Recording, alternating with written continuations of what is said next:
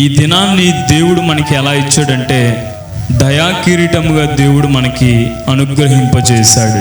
ఎవరైతే నూతన సంవత్సరంలో అడుగు పెట్టారో, ఒక సంవత్సరం కంప్లీట్ చేసుకుని పుట్టినరోజు చేసుకుంటారు చూడండి, కేవలం వాళ్ళకి మాత్రమే ఈ యొక్క మాటని ఆపాదిస్తూ ఉంటారు.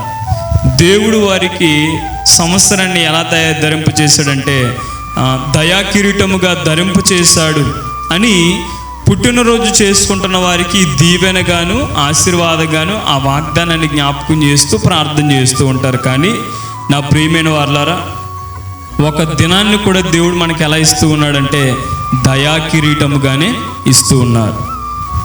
ఒక దినములో 163,000 మందికి పైగా ఈ లోకాన్ని విడిచి వెళ్ళిపోతున్నారు.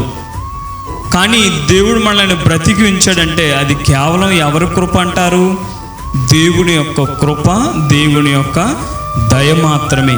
అందుకని మనము ఉదయాన్నే లేచి లేవగానే మనం దేవునికి ఏం తెలియచేయాలంటే, ప్రభువా మీరిచ్చిన ఈ మంచి దినమును బట్టి మీకు కోట్ల కొలది స్తుతులు స్తోత్రాలని చెప్పేసి మనము దేవునికి కృతజ్ఞతాస్తుతులు తెలియచేయాలి.